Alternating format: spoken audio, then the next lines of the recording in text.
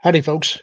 Before I get started on this chapter, I want to try and say something that I started to try to say at the start of the last chapter, but I kept flubbing it. I actually had to try to record that chapter about four different times because I kept making verbal mistakes. So I'm hoping I'll do better this time.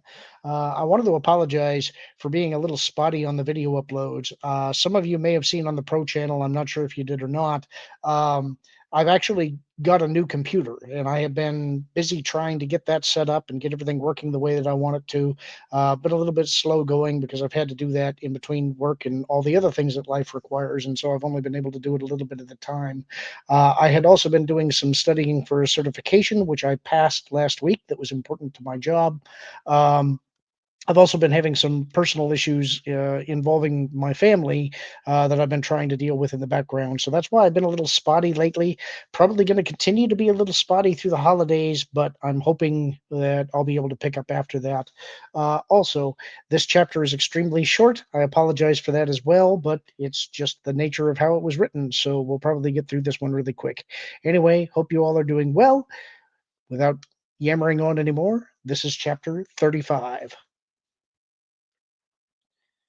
By the time they were ready to leave, the small band was outfitted with all the gear they thought they might need for a long hike through the sewers, followed by an assault on a heavily fortified building.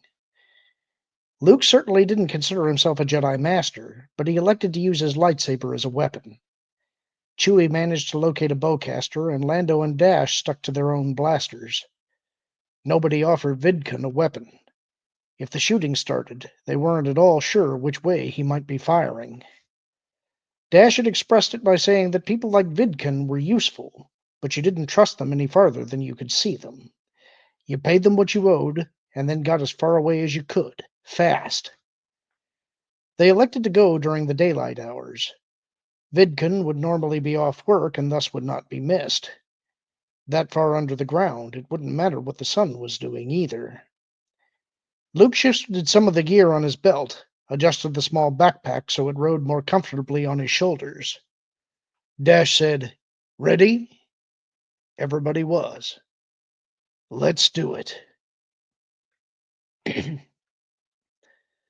Darth Vader received a call from the Emperor via the holonet. "My master."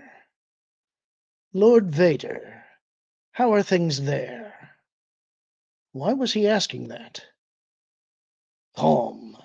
There are no problems." "Stay alert, Lord Vader. I have felt a disturbance in the Force." "Yes, my master." When the Emperor had discalmed, Vader stood and stared into infinity. Was it Luke the Emperor sensed? Or something else? Black Sun and its amoral leader? Well, it was time, he decided, to see if he could back that particular adversary into a corner. To his computer he said, "Get me Prince Xizor."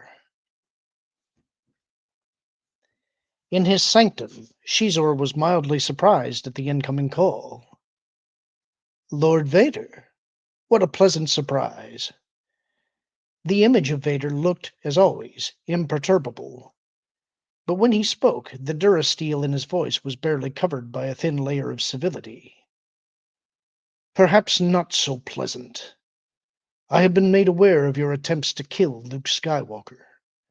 You will cease all attempts to harm the boy immediately."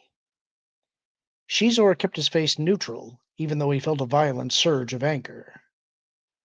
"Your information is in error, Lord Vader. And even if it were correct, I am given to understand that the boy is a rebel officer, all of whom are traitors and wanted dead or alive. Is this sudden change of policy an official Imperial decree?" "If Skywalker is harmed, I will hold you personally responsible." "I see. I assure you that if I should happen to come across Skywalker, I will extend to him the same courtesy I would to you, Lord Vader." Vader broke the connection. Shizor took a deep breath and exhaled slowly. Again, he told himself it was to be expected that Vader would uncover some information about Skywalker sooner or later, as had the Emperor. Few things of any real value could be kept secret forever. Still, it was another irritant. This should have no effect on his plans, either. He would merely have to be more circumspect in his actions. When Skywalker could not be found, Vader might suspect who was responsible, but as long as he did not have proof, Xizor would be safe. Knowing that did not quite erase the lingering echo of fear. Of course, the Emperor could always shift his stance. He had done so more than a few times, and for reasons that often seemed capricious at best. Still, if Xizor could deliver the leaders of the Alliance, that would go a long way towards keeping Imperial favor. With the rebellion beheaded, a lot of effort would be saved. Billions of credits and tens of thousands of men and machines would be freed for the Emperor's other pleasures, whatever those might be. The Dark Lord of the Sith might rant, but as long as he was that useful, Xizor would be blaster-proof and untouchable. Darth Vader was too much the Emperor's puppet to go against Palpatine's wishes. This conversation was thus mildly upsetting, nothing more, and in fact had given Xizor knowledge he had not had before. Vader was not sleeping, and that was good to know. Underestimating one's enemy was always a bad thing. Leia went through the second exercise routine of the day, but kept it light. She might need to move in a hurry, and she wanted to be flexible and warmed up, but not exhausted. Things were about to happen. And that's the end of the chapter. Hope you enjoyed it. Talk to you soon.